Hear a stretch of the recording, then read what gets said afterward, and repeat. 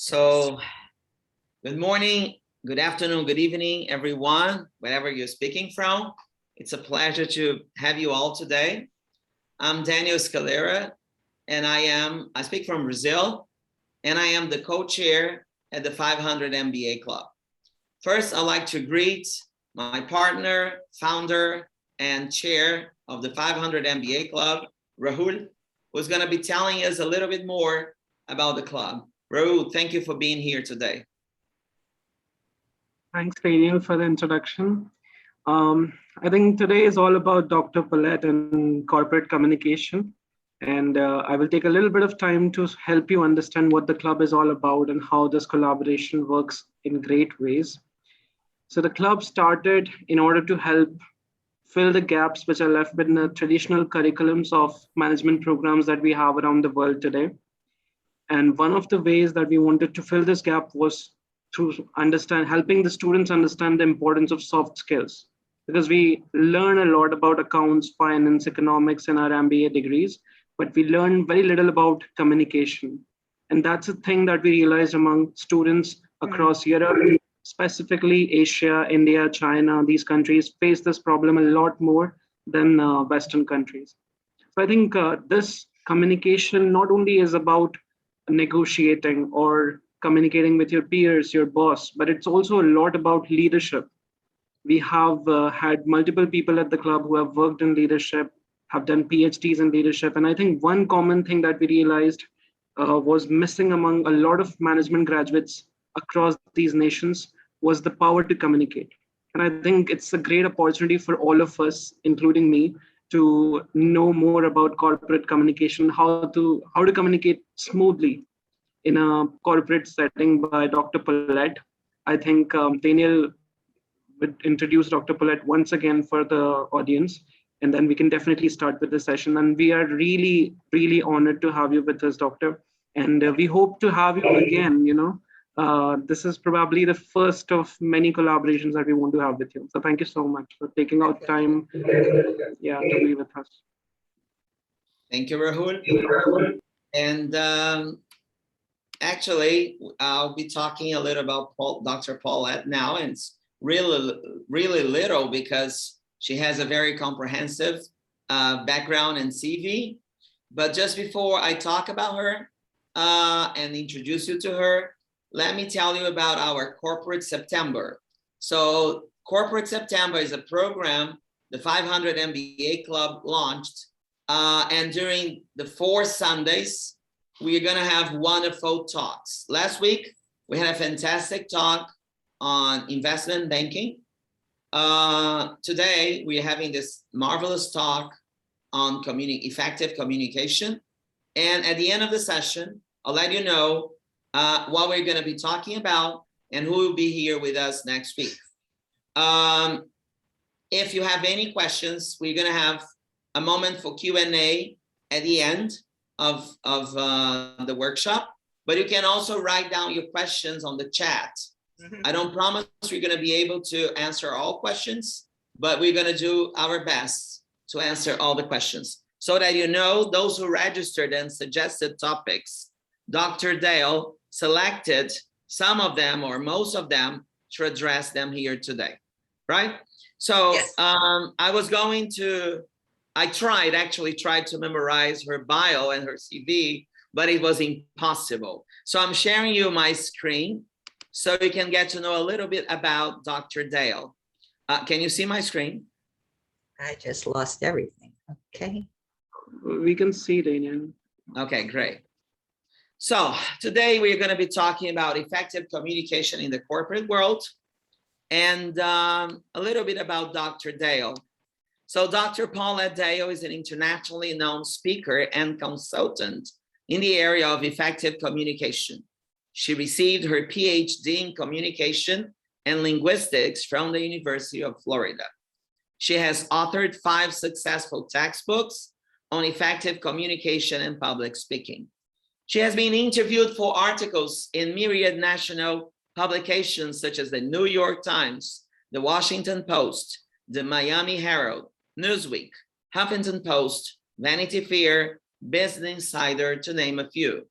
Dr. Dale was named one of the 1,000 women who should be celebrated for her passion, dedication, and strength in the 5th anniversary edition of Mirabella magazine. On the floor of Congress, the Honorable Carrie Meade praised her work on helping women develop higher self-esteem through assertive communication. The Congresswoman said it's a privilege to pay tribute to Dr. Paulette Dale, who uses her vast knowledge and experiences to help others. So here we have a selection of books that she has published and authored. And our newest book, her newest book, Did You Say Something, Susan? How Any Woman Can Gain Confidence with Assertive Communication, is a smashing success, and it's a hit at Amazon.com, where you can find it. So very soon I'll be asking her to tell us a little bit more about this book. But before that, I'd like to say that I'm very excited and very happy to have her here, not only for her competence, not only for all she can add to our professional lives, but because I really admire her. I really admire her work. I really admire who she is as a person and professional. I had a chance to meet Dr. Paulette Dale 20 years ago here in Brazil. She came to Rio. The American embassy brought her for a talk. And to prove that's true and to see how I really respect and admire this lady, here you can see some photos back in like 20 years ago when I was thin. I had no white hair. That is my mom, who actually worked with me and who's actually here today, and a group of very lucky participants who took part in this wonderful workshop. So with not much further ado, I'd like to welcome Dr. Dale. Thank you very much for being here with us. And please tell us a little bit more about, did you say something, Susan? Well, first of all, Daniel, when you get a chance, please send me those photos. Okay, I will. That was quite a surprise. Okay, 20 years ago. I prefer to get on with our workshop. Did You Say Something, Susan is my latest book on assertive communication. Being an effective communicator in the corporate world and being an assertive communicator are certainly not mutually exclusive. So there's many benefits to be had by learning more about assertive communication as well. And maybe in the new year, Daniel and I discussed, I will do a webinar for you devoted to being more assertive. Today's topic is a little different. It's about effective communication in general. So let me get on to that. Shall I begin? I have a lot to cover, and I think you're going to have a lot of wonderful questions. Feel free, go ahead. Okay. It's a privilege. Thank you. So, well, Daniel stole my opening line earlier. He doesn't know he did, but I have to say, this is the first time in my life, and I thought I was too old to have another first. It's the first time in my life I get to say good morning, good afternoon, and good evening simultaneously and be correct. It's mind-boggling. I have, where'd it go? Here we go. For example, for those participants in North America, the United States and Canada, and South America, Brazil, I say good morning. For those participants tuning in from Europe, I think we may have someone from the UK, from Nigeria, it would be afternoon, I believe Malta also, so I say good afternoon. And to those of you participating from India and Indonesia, and possibly the United Arab Emirates and the Maldives, and I believe there might be someone from Nepal, I say good evening. So good morning, good afternoon, and good evening. And before I continue, please let me know, did I leave out a country that's been represented? Did I miss any? Raise your hand, do a comment. Did I get everybody? Yes, Daniel? I didn't miss it. Okay, perfect. So here we go. All right, so as Daniel mentioned, the topic of my presentation today is effective communication in the corporate world. So I'm going to begin with an exercise. Hope some of you know I had asked, and maybe to just a rectangular sheet of paper. Everybody have a rectangular sheet of paper handy? Yes? Okay. Yes. If you don't, grab one. Could be lined, unlined, doesn't matter. And what I would like you to do with this sheet of paper is please fold it in half. Just go ahead, fold it in half. And show me. Okay, so everybody folded their paper in half? Mm-hmm. How many of you folded it in half horizontally? Ah, most of you. Well, I got news for you guys. If you folded it in half horizontally, you did it wrong. You were supposed to fold it in half lengthwise. You messed up. Okay. So, so some of you are angry with me and you're thinking, well, if that's how you wanted us to do it, you should have told us that, right? Oh, I see a lot of heads nodding. Okay, well, we'll come back to this in a moment. So this brings me to my first point, that communication is a two-way street. We have senders or speakers, and we have receivers or listeners. Both the sender or the speaker and the listener have important responsibilities to assure the success of a communication. Speakers have the responsibility to be specific, clear, and accurate. And because we are human, we are not always specific, clear, or accurate, are we? Well, listeners also have a responsibility. They have a responsibility to ask questions, to clarify, to paraphrase what they hear, to make sure they understood a speaker's message the way that message was intended. And what happens often is listeners get lazy and they place the entire responsibility for the success of the communication on the speaker. No fair. So my presentation today is going to focus on 3 important areas of effective communication. There's more, but we don't have all day, so let me focus on 3 of what I feel to be the most important. First, the responsibilities of effective speakers. Second, the responsibilities of effective listeners. And third, the responsibilities of all communicators to avoid unconscious bias. So let's begin with our responsibilities as speakers. Okay. Number 1, we have a responsibility as speakers to be as clear and concise as possible. We're not always, but that is a responsibility we have as speakers. So if I were really clear and concise, I would have clearly told you to fold the paper in half lengthwise, right? I would have provided the necessary details, but I was vague. I expect people to read my mind. I knew how I wanted you to fold the paper. Can't you read my mind? No. Okay. So for example, clear and concise. The Zoom meeting is scheduled for 9 a.m. So if I'm telling you when something is scheduled, the Zoom meeting is scheduled for 9 a.m., not just saying 9 o'clock. Well, what does that mean? 9 a.m., 9 p.m., 9 a.m. EST, IST, Mountain Time. So clear and concise. Give all the details when appropriate. The Zoom meeting is scheduled for 9 a.m. New York time. That's 6:30 p.m. in Mumbai. Clear, concise details.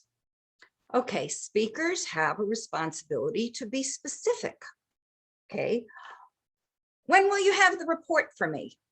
Oh, I'll have the report for you soon. Okay. Really? I don't know what soon means. Be specific.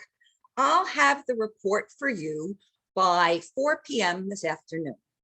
Or I will have the report for you by the end of the workday on Friday. Be specific. I don't know what soon means. Your listener doesn't know what soon means either. Okay.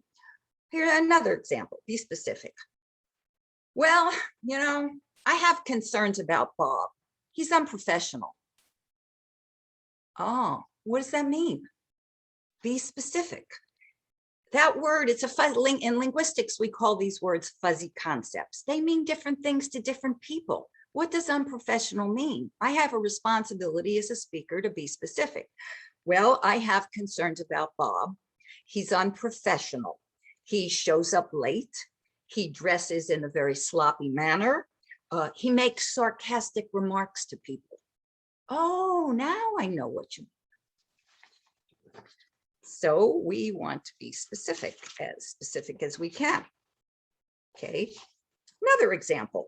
You know, I'm telling my manager, I read that I'm making a case for remote work. I don't want to go back to the office. Do you? Don't you love working remotely? I need to see feedback. It makes me feel better. Okay, thank you for that. So I'm telling her or him, you know, I read that employees who work remotely are just as productive. Really? How credible is what I said? Be specific. I read an article in the Times of India this morning. It reported a study saying that remote workers were just as productive as people who work in office. Or I read an article in the Wall Street Journal yesterday, or I give the date. This makes me credible. This gives me executive presence, which is a question someone asked about, and it's specific. Okay. Another responsibility that we have as speakers, so we have to be clear and concise. We have a responsibility to be specific. And another important responsibility to be an effective speaker is to use the active voice rather than the passive voice. It gives us more credibility.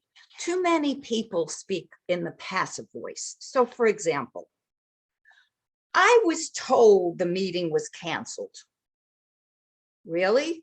Who told you? When were you told this? I have more credibility if I say the CEO's assistant told me this morning that the meeting was canceled. So always try to use the active voice rather than the passive voice. All right, here's another example. You know, I want to let you know, new regulations were proposed for the industry. Who proposed the regulations? When were they proposed? Who told you that? I'm much more credible if I say the Minister of Labor proposed new regulations to regulate the home health industry. Use active versus passive voice instead of I was told. Really? Who told you? Okay. What it does also is it eliminates confusion and ambiguity about who is responsible for a task. So for example, you know, the rules must be followed. Well, who must follow the rules? How about all team members must follow the rules? We want to avoid being as unambiguous as possible when we give a communication. Active voice allows us to do that. Or for example, the following information must be provided. Provided by whom? Versus active voice. You must provide the following information in order to be eligible for the award, for example. Again, active voice versus passive voice. This is also a good tenet to follow in writing. When we send emails, use active rather than passive. Okay, so now you know a few responsibilities of effective speakers. Effective speakers are clear and concise. Effective speakers are specific. And effective speakers tend to use the active voice rather than the passive voice. Okay, give me a second here. So this brings me to our responsibilities as listeners. All right, one of the biggest responsibilities we have as a listener is to ask questions. Not all speakers are going to be specific. Not all speakers are going to be clear and concise.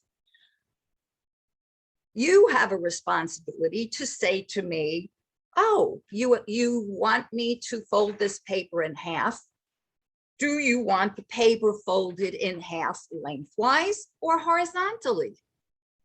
Now, over Zoom, of course, you might say, well, you weren't unable to ask. But if you're honest and we were in person and you had the opportunity to ask me that, how many of you really would have asked?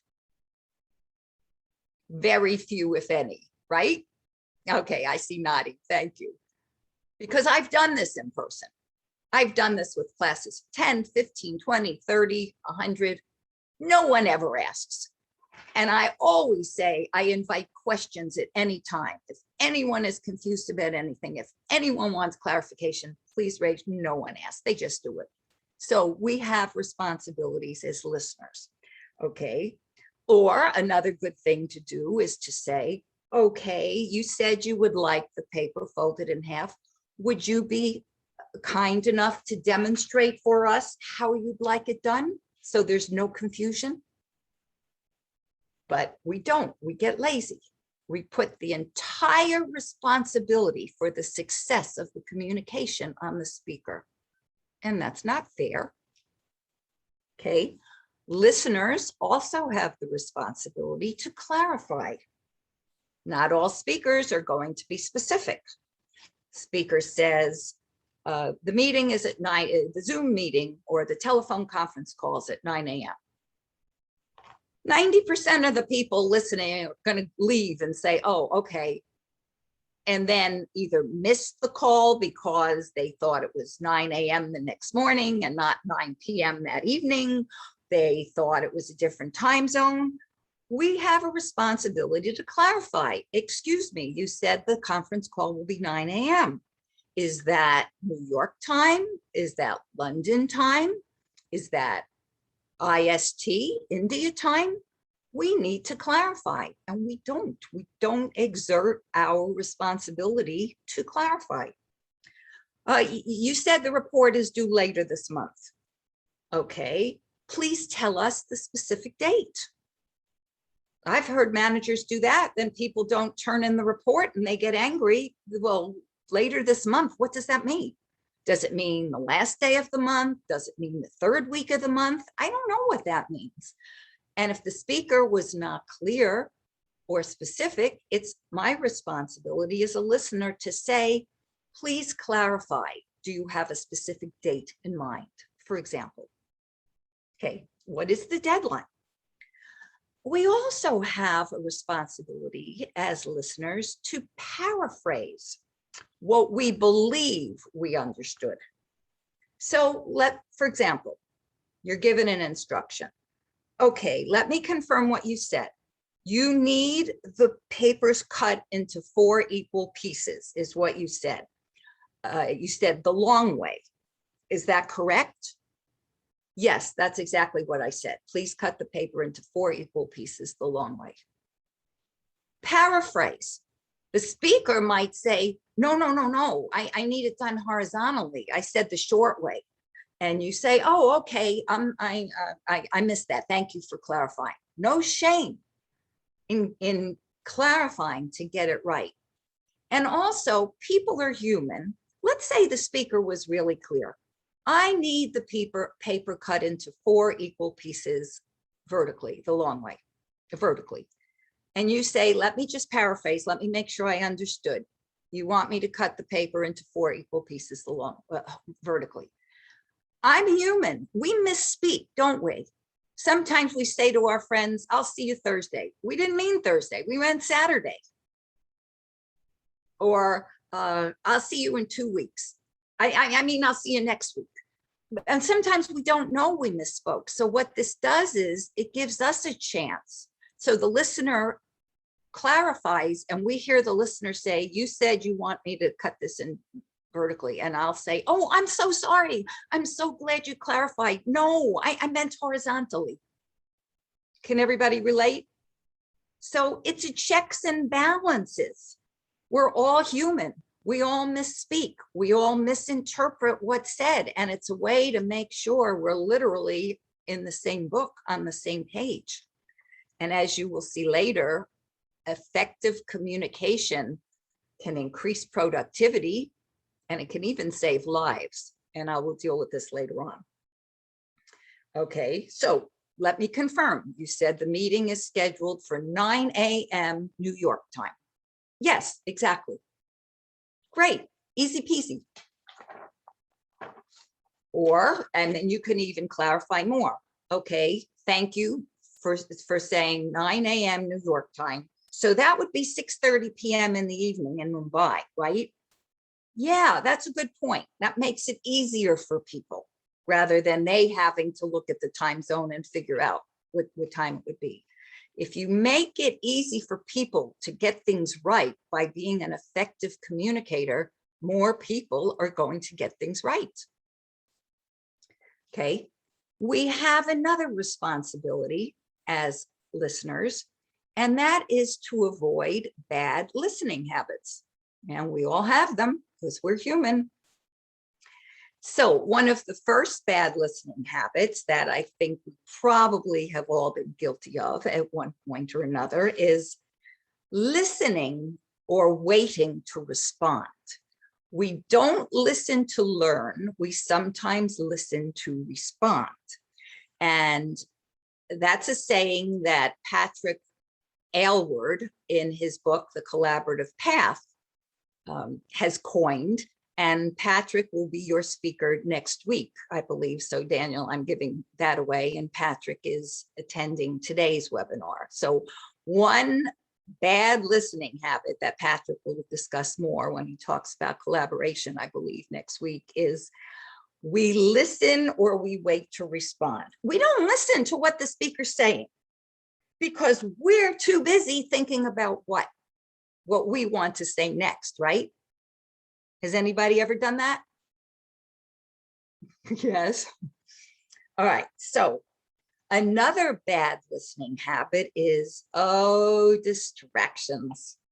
Well, guys, I got to tell you, distractions are everywhere. Oh, it's so much fun not to listen to a speaker and focus on the peeling paint on the wall. Gee, I wonder what they're going to paint. Meantime, I'm missing all this great information. Or I see a bird out the window. Oh, look at that bird. I wonder what kind of bird that is. In the meantime, I missed what I'm supposed to do. I missed the deadline dates. Okay. We focus, we allow things to distract us. Our surroundings can distract us. The speaker's appearance can distract us. We're looking at a speaker's jewelry or watch or hair color. So we need to really work on not allowing ourselves to be distracted. Okay. Something else we do as listeners, another bad listening habit that many have, is over focusing on details. Now, what do I mean by over focusing on details? Details are good. We want to get the details of what a speaker's saying, right? I mean, they can be important, but sometimes we focus on unimportant details. For example, so the speaker is saying, my manager is saying to a group, I met with the CEO last Tuesday, and she suggested we all follow these 3 steps. Now, what's coming is important. What are the 3 steps we should follow? But no, if we focus on unimportant details, my mind will start saying, you didn't meet with the CEO Tuesday, it was Monday. No, I think it was Wednesday when you met with the CEO, not Tuesday. What the hell's the difference if it was Monday, Tuesday, or Wednesday? That's an unimportant detail. And if I focus on that, I've completely lost what the 3 steps I'm supposed to follow are. So we've all done that, this focusing on unimportant details. Okay, and something else, I'm going to ask for your participation in a moment. Something else, which is a bad listening habit, or I should say an ineffective listening habit, because we all do them, we don't mean to be bad, is we react to emotional trigger words. We all have them. Now, emotional trigger words can be positive or negative. And when we react to our emotional triggers, we lose focus and we stop listening to what the speaker is saying. So, for example, one of my positive emotional triggers is the name of the country, Mexico. Doesn't matter what the speaker's speaking about, could be completely unrelated to something going on in Mexico, but the word Mexico comes up. I immediately start thinking of my dear friends in Mexico and my many visits to Mexico and all the beautiful places and fun times I've had in Mexico, daydreaming about ending the pandemic so I can go back. I've completely stopped listening to whatever the hell the speaker was talking about. I missed it. So that's a positive emotional trigger for me. A negative emotional trigger for me is COVID, just the word COVID. I have, as I know some of you have, I hope not too many, friends or family who've passed away because of COVID. So unfortunately, I'm not doing a lot of listening lately because everybody's using that word. And I immediately focus on the sadness I feel because of people who have passed away. And I'm not even listening to what they're saying anymore. And I'm missing valuable information. So I need to really make myself say, okay, stop just focusing on your emotional triggers and listen to what the person's saying. So my question to you now is, and maybe you could comment or raise your hand, I don't know how this works. What are some of your emotional triggers, positive or negative? Please share. Yeah, make sure you raise your hand so I can see you, and then you can share and make this as interactive as possible. Come on. I don't want to pick people. No, Okay, we don't so- want to pick. Yeah, so we have someone here. Okay, we have Patrick. Oh, the word fake. Oh, that's fake news. When I hear the word fake, I go to fake news and then I get entirely lost. Okay, that's a cool one. And so you stop listening to whatever the person is talking about, Yep. even if somebody's talking about a fake diamond. You think about it. Okay, cool. Somebody else, positive or negative. What are some other emotional triggers? We have Akash, I guess. Yes, hi. Hi, Akash, thank you. Yeah, so one of my positive trigger is hope and faith. Whenever I listen to the words called hope and faith, I drive into so much motivation and I recollect all the motivation speeches that I have heard.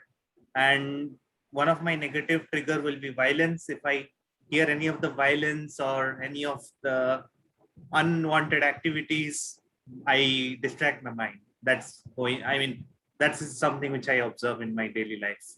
Interesting. So you stop listening and you start focusing on hope and faith and thinking about violence. Those are excellent. Somebody else, one more. Come on now. We have a couple more, Paulette. Okay. We have, I'm sorry if I mispronounced your name, Abdul Ghaffar Suleiman. Yeah, good afternoon. Good afternoon. Yeah, so Where are you speaking from, sir? I'm speaking from Nigeria. Nigeria. Yeah, I'm speaking from Nigeria. Good afternoon.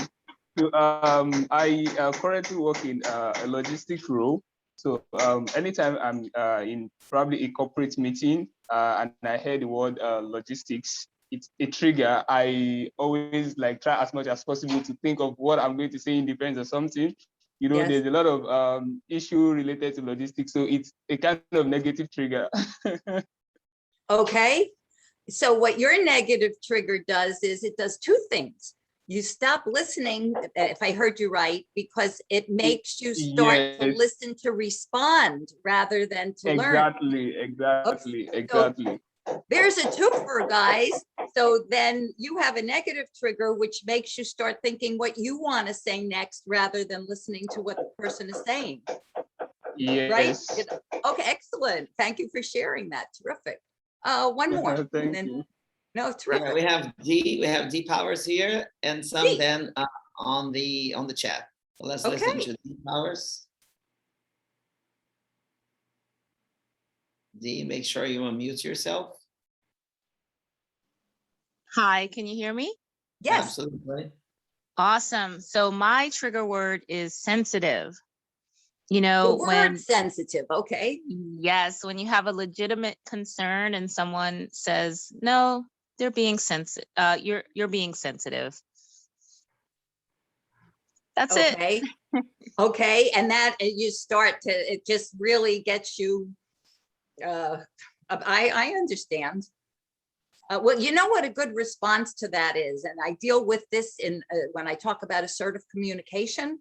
By the way, a lot of women say that they're always being called too sensitive.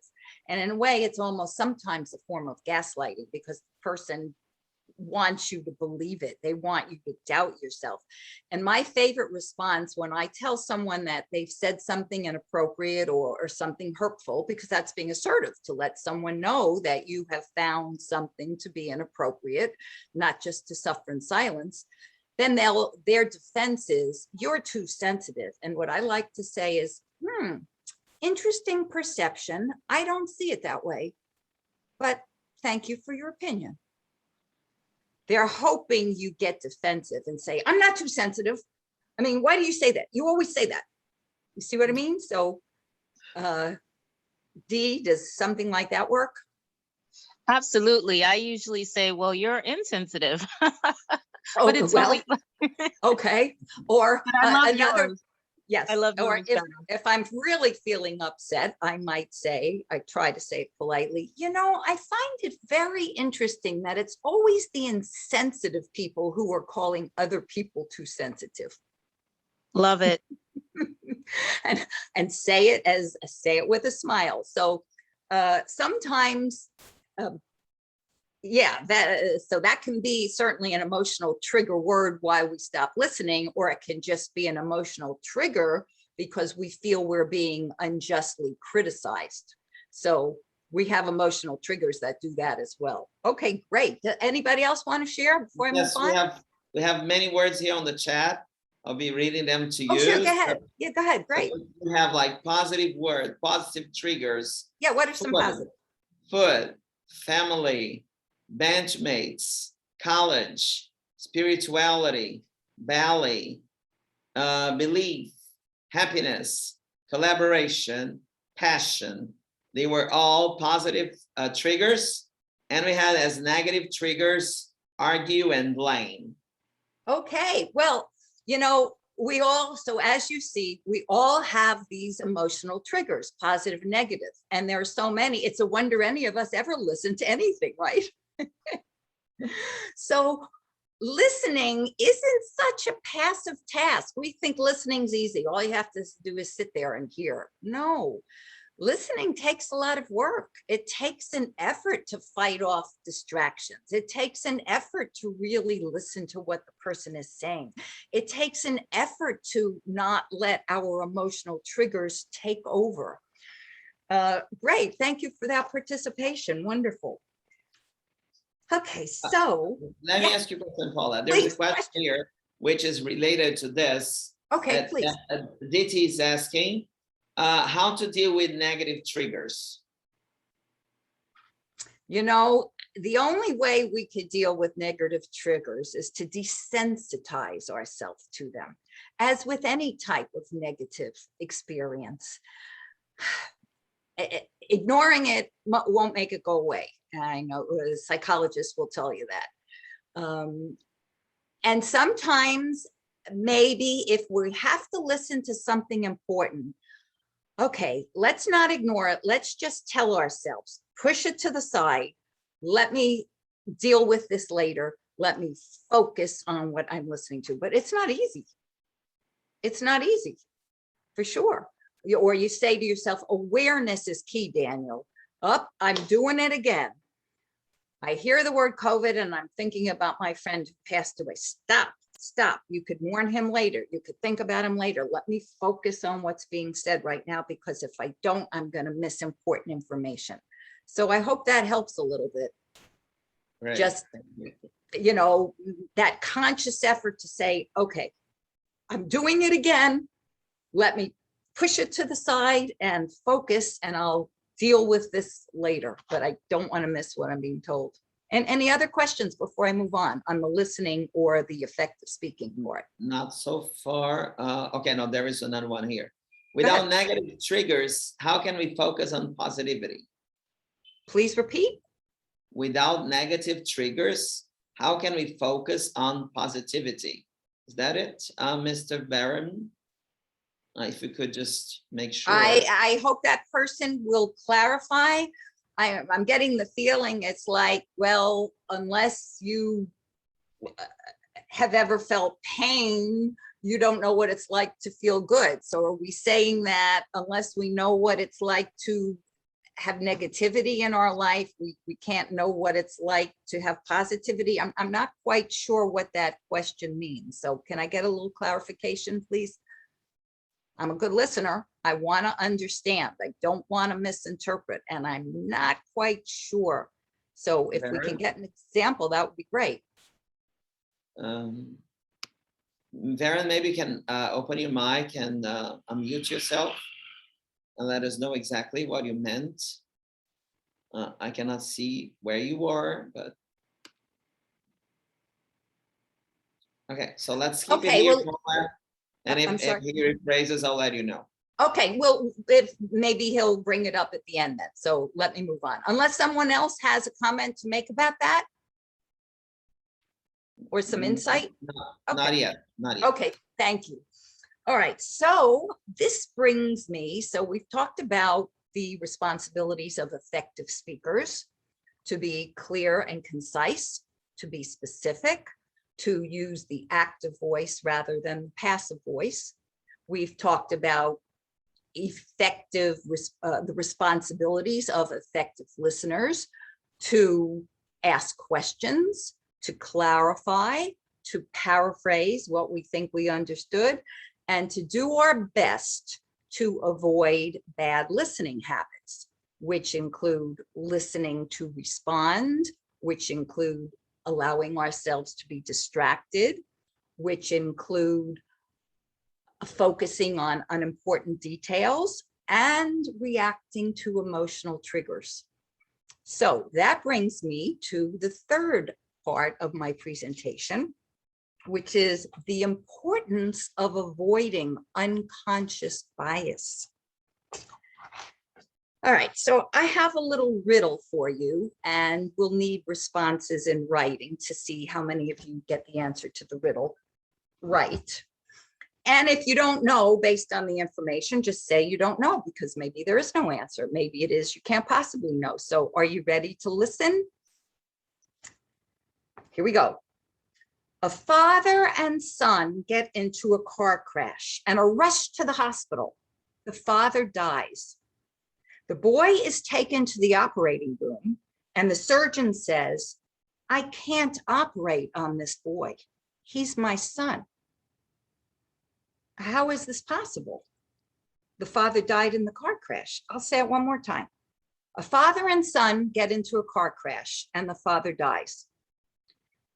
And they're both rushed to the hospital and the father dies. The boy is taken to the operating room and the surgeon says, "I can't operate on this boy because he's my son."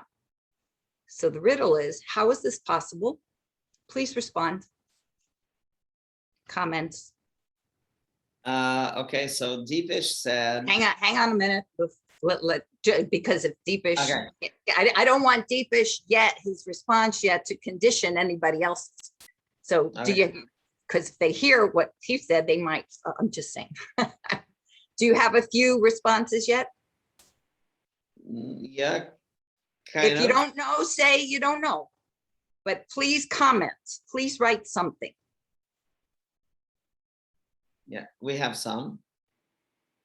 Okay, So we have here, many people said the mother is the surgeon. Someone else said, whose father died in the crash? Someone else said, I don't know. And more people were saying the mother is the surgeon. okay, well, congratulations to everybody. Or to the majority of people, I should say. 75% of people, this is a very famous unconscious bias riddle letter done in workshops and surveys with hundreds and hundreds of people. 75% of people can't answer that question because they can't see the surgeon as being a woman. The answer is, of course, surgeon was the woman, the mother. So very good for those of you who did not let that unconscious bias get to you. Okay, but the first time that that riddle was told to me, I'm ashamed to say, I said, I don't know, how could that be? We all have these unconscious biases. So excellent. All right. So, you know, our biases are sometimes so far hidden that we don't admit or even know they exist, but they do.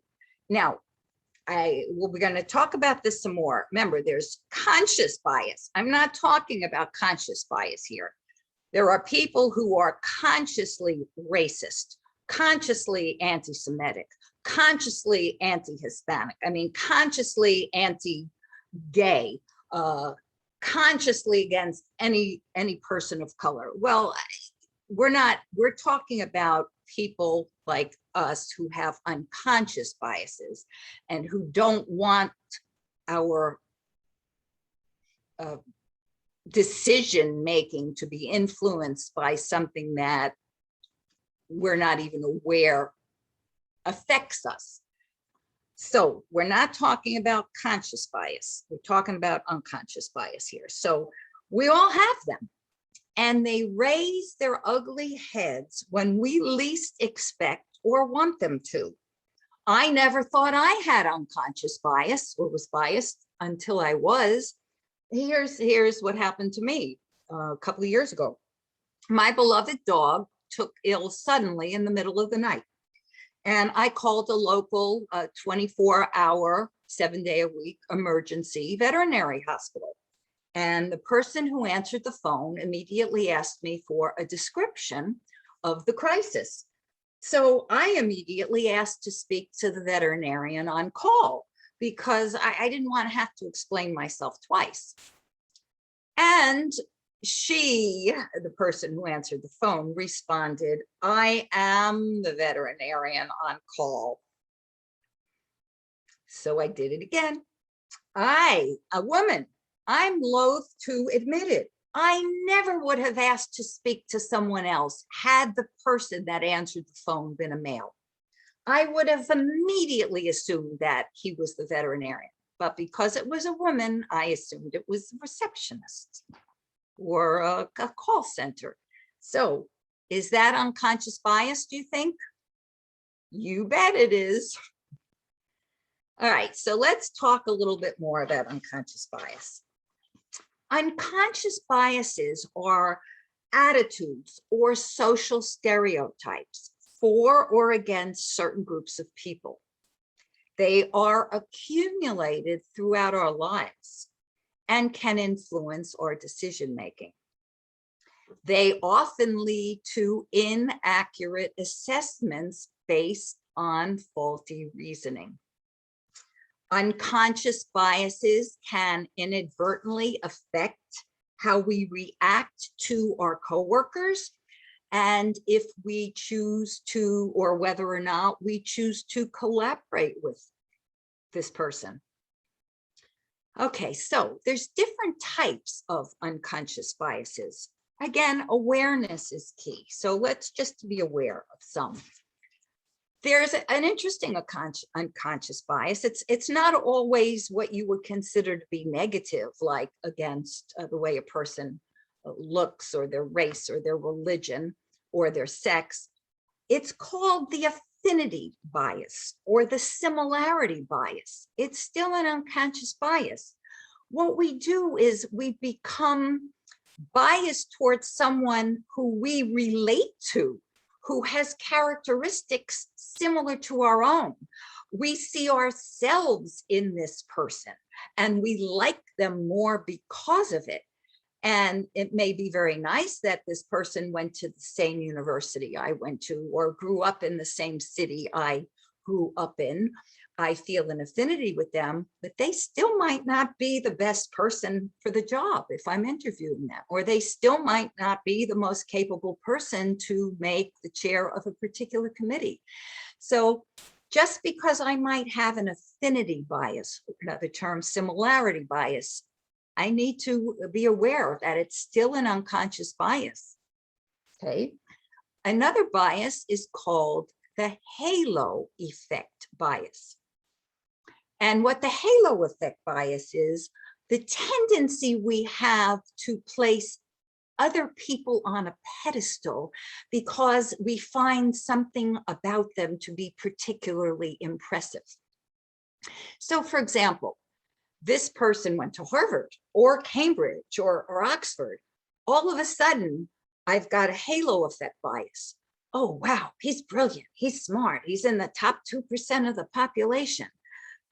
But you know, that person might not be a people person, might not have good interpersonal communication skills, might not be a good problem solver. So just because this person has something impressive about them does not make them the best candidate for the job or the best person to direct the research project or the study. So we need to decide, well, let me put this halo effect bias aside. Just because he went to Oxford, is he really more qualified than this other person, for example? So we've got the affinity bias, otherwise known as the similarity bias. We have the halo effect bias. And of course, we have gender bias, which doesn't need a lot of explanation. You saw that with the surgeon riddle and the example about my dog, where we think someone's gender automatically precludes them from having expertise in a particular area. Okay. We have age bias.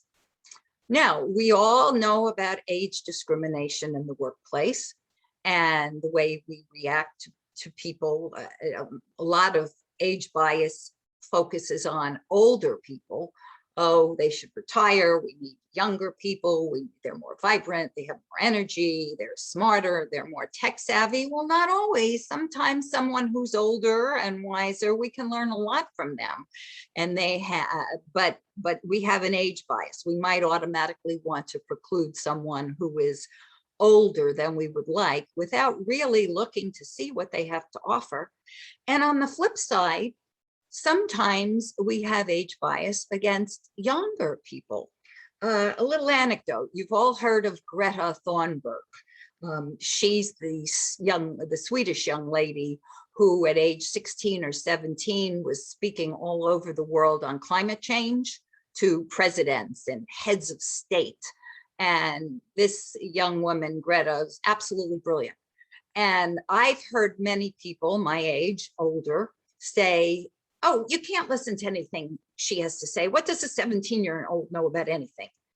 And my response to them would be, please listen to the message. Forget how old she is. Listen to the message. Do you hear any fallacies in the message? Do you hear anything that's not making sense in the message? If this was someone, this same message was being spoken by someone 40 or 45, would you feel the same way? And the honest friends had to say, no, you're right. So age, sometimes we have an unconscious bias against people of certain ages. Okay. We have name bias. Some people might have an unconscious, the tendency that people have to judge people with certain types of names, whether they're ethnic, generally, for example, people of a certain nationality, religious orientation. We don't like the name, so we automatically decide, oh, what do they know? I mean, it happens. We have this. Again, awareness is key. We have appearance bias, height bias.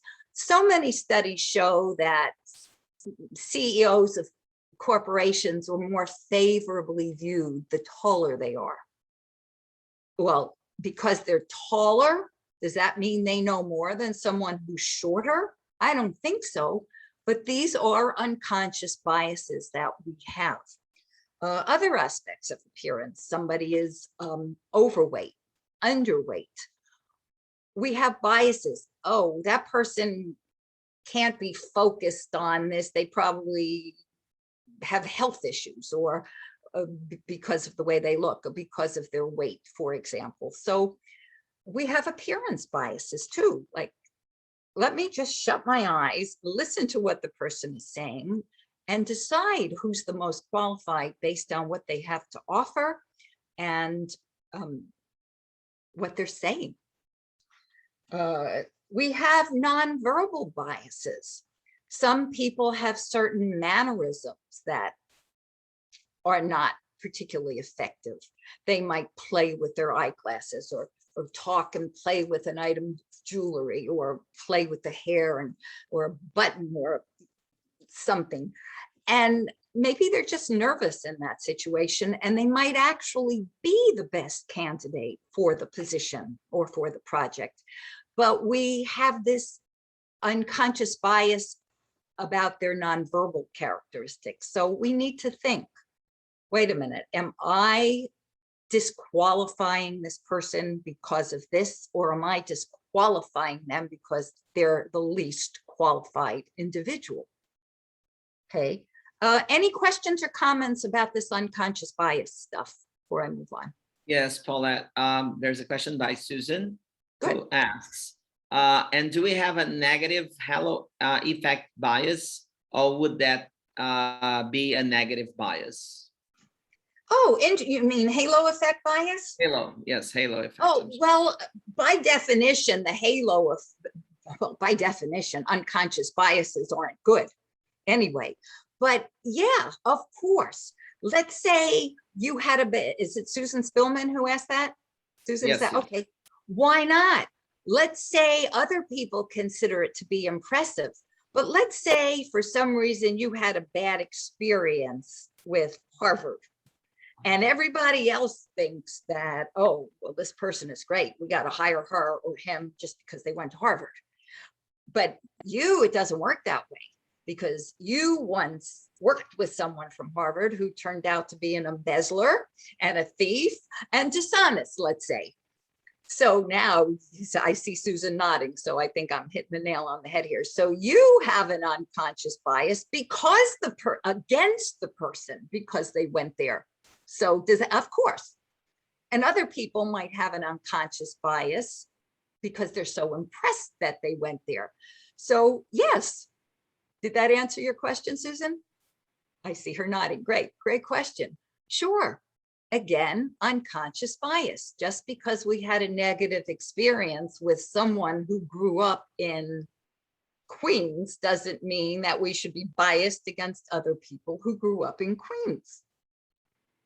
So yeah, but that happens too. That's another type. There's so many types of unconscious biases. I was researching it before the presentation, and there must be 100 different unconscious biases. I thought, oh my goodness. So if this is a topic that interests you, please Google unconscious bias, and you'll learn so much more about this. Great question. Any other questions? Thank you for that. Yes, Paulette, we have like, I think 3 questions. Okay. I don't know if you want to move on so that you can wrap it up, and then we move on to the questions. Because I'm almost done. So if the question is about unconscious bias, please ask it. If it isn't, we'll wrap up and then take questions. So any other questions about unconscious bias, Daniel? not exactly about unconscious bias. Okay. But about biases. So we Okay, can go maybe ahead. leave it. So Go should we ahead. move on? Yes. Go ahead, ask the question about biases. Okay, and we have Why two not? other people who raised their hands as well. So Okay. we have a question here asking, so how to convince someone who's having bias about something? Oh, how to convince them? The best thing you could do is to make them aware. To ask some probing questions. Okay, would you feel the same way if a man said this, for example? Would you feel the same way if someone in their 40s said this as opposed to someone in their 70s? The whole thing is awareness. If someone does not want to let go of their, now remember, sometimes people are overtly biased. It's not unconscious. And I'm not even going to try to convince somebody with a conscious bias not to have a conscious bias. It's not going to work. If people are overtly and consciously biased, it's because they want to be. And I don't particularly enjoy having any type of interpersonal relationships with biased individuals. And I might let them know, and if they feel they can change their views, great. But to convince them, it's not going to work. You can't convince someone who's racist not to be a racist. It's like, you know why you should never try to teach a pig to sing? Number one, it won't work. And number two, it annoys the pig. So I'm just saying, to try to convince someone with conscious biases, people who want to discriminate against others, good luck. It won't work. Now, when people have unconscious biases, they often have a growth mindset. I know my dear colleague, Dee Powers, talks about the importance of a growth mindset quite often in her LinkedIn posts. People with a growth mindset, when they are made aware of a negative trait, they're the first ones who want to change it. They're the first ones who want to learn more. They're the ones that we should spend our time and energy and effort educating, because it will pay off. So I hope that addressed that question. So we have one more here from Anur from India. And he says, if we crush a cockroach, we feel like a hero. Whereas if we crush a butterfly, we become a villain. So ma'am, do we believe that our morals also have an aesthetic criteria attached to it? And if yes, how do we counter its consequences while communicating? Oh, and I would like the person who asked that question to answer it, please. Do you believe that? Okay, so while he answers the question, that may be out of my zone of genius here. So while he answers that question, we have Mr. Suleiman with a question, and then what is your question as well?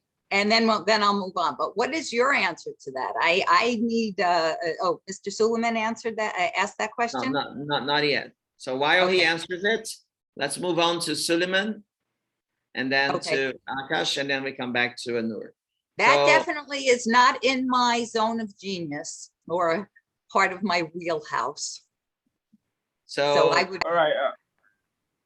Thank you so much. I think it's quite very interesting, and I'm really interested in the responsibility to avoid the unconscious bias. So the question I have regarding this is the fact that it is unconscious, and there's a lot of tendency that this could happen, especially when evaluating, like when you're in a managerial role, when evaluating, like you mentioned, maybe during a job interview or something.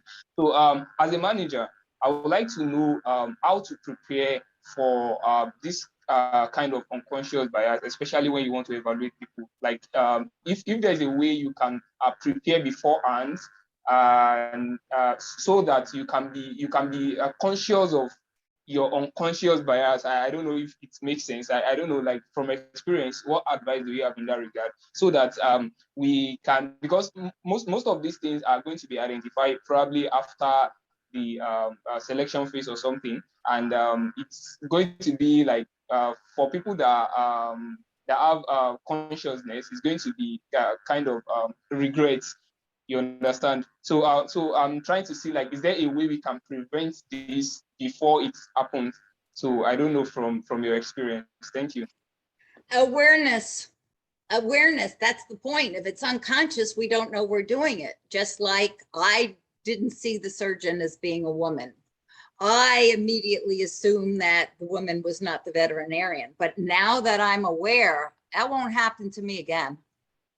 It'll never happen again. And so again, awareness is key. Awareness, either you reach that awareness on your own, or you reach it through the help of someone else who's aware, who points it out to you. And if you have a growth mindset, you will embrace it and not become defensive. So I hope that answered your question, but awareness is the only way. If we don't know we're doing something and we never figure out we're doing it, we're not going to stop doing it. Yeah, I think it does. However, I would like to know if probably well, what just came to mind is maybe if there's a way I can probably get feedback from some of my colleagues to know if I have some unconscious Yes. bias. Yes. So I don't know if that also works. Of course. Asking people for feedback, letting them know here's something you're working on. If they see something, to please let you know. And that's having a growth mindset. Excellent. All right, let me move on. Let me finish up, and then we'll open up to questions. Because we're Great moving towards the end. So, but I'd Yes. love to listen to your final great word, and then listen to Akash's question, Perfect. so that we can have our closure. Right, great participation. So now you have a better idea of some of the responsibilities of effective speakers, effective listeners, and an awareness of the many different types of unconscious bias. So I like to conclude this part of the presentation with my favorite quote. It was said by a historical figure in America, a famous historical American orator, Daniel Webster. And you're going to like it too. He said, "If all my powers and possessions were taken from me with one exception, and I was able to keep just one of them, I would choose to keep the power of communication, because with communication, I would soon regain all the rest." Thank you. Oh, amazing, amazing. That's great. Akash, what's your question? Yeah, I'm very much impressed with the quote, whatever she has mentioned. Thank you so much for that. And with this, I would like to ask one question. Suppose in a workplace, if we are finding our manager or someone who is praising our colleagues a lot, so that can be one of the example of halo effect. In that case, what an individual should do in order to get out of that, and what will be the main objectives which we should actually look for? Okay, please say the first part of your question again. I didn't get the whole thing. I was saying that suppose in a workspace, if our manager is appreciating the other colleagues, Yes. not because of your work, so he's only appreciating because of the halo effect. Yeah. So in that case, how to motivate ourselves and come out of that so that we can become an effective listener, effective communicator, and at the same time an effective worker. Okay, here's where assertive communication comes in. It may be worthwhile to respectfully request an appointment with your manager in private, to sit down and have a discussion and let them, him or her, know how you feel. I mean, again, they may not be aware that they're doing this if it's unconscious. And how are they going to become aware? So respectfully, politely, assertively, privately, let the individual know that this is how you're feeling and why. And if there's anything that you can do in terms of your work product that the individual is not acknowledging or not satisfied with, because you want you would greatly appreciate receiving the same recognition as everyone else. And if it's because your work product truly isn't up to the same standards, you would like to know about it. And the chances are that manager is going to say, oh, no, your work product's excellent. Let's hope. In a perfect world, I didn't realize I was doing that. But being assertive. So that great question. I wanted to bring up, several of you took the time to ask a whole bunch of great questions. Daniel, should I address some of them? Well, unfortunately, we are running out of time. Okay. But definitely people can reach out to you if you don't mind via LinkedIn. Yes, of course. Well, I'd like to thank you very much, Paulette, for this amazing talk, for this like 90-minute, more than 90 minutes that flew, because time flies when we are having fun and having lots of learning with people like you. So really, thank you very much for accepting my invitation. And next week, we're going to have, continuing our corporate September. Next week, we are having Patrick Allward, author of Collaborative Path, with the talk, Preventing Conflict Before It Begins, What You Need to Change and Why. So don't miss it next week. Thank you all very much for being here today. Have a wonderful Sunday, rest of Sunday, a wonderful night. And see you next week. Have a wonderful week. Paulette, thank you very much once again. And thank you all. Thank you. Very inspiring. Thank you. Bye-bye. Thank you so much. Thank you.